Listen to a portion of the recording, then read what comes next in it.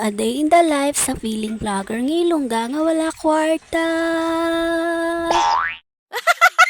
Kag for today's video guys, pagkalin sa akong partner pakadto siya nga obrahan, ginpanghimos ko lang ang amon nga higdaan kag ang iya nga mga kalat kag kinan-an.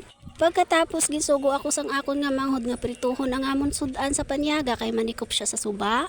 Gani pagkatapos ko panghimo sa balay, nagkadto dayon ako diri sa balay day nanay. Nag-init dayon ako sang tubig mga mariko kay kagina pagpamahaw namo sang akon nga partner wala ako kapangapi. Kapi is life ako mga mariko, gani hindi gid kumpleto ang adlaw ko kung hindi ako makapangapi.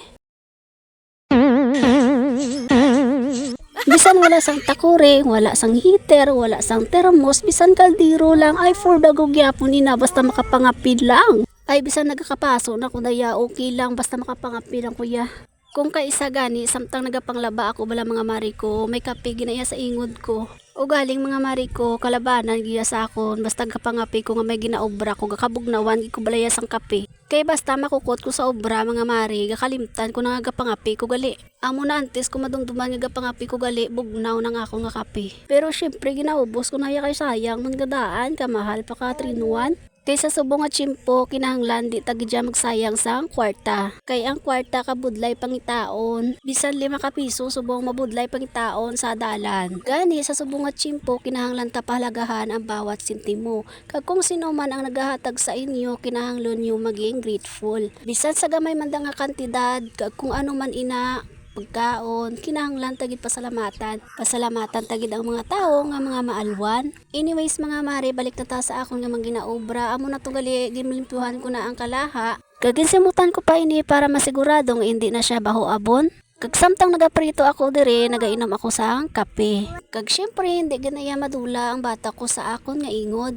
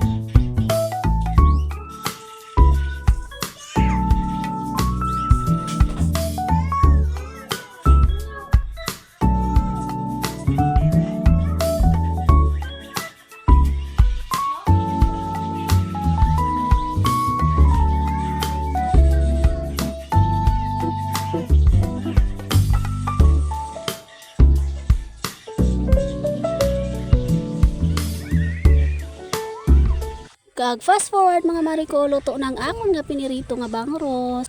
Kag wala man dugay, nag-abot man ang akon nga mango dalin sa suba nga nagpanikop. Kag amon ni galitanan mga mariko ang iya nga kuha. Kag syempre libre na naman ang amon nga pang sudan. Kag hasta na lang diri ang akong video mga mariko. Thank you for watching. Ingat. God bless.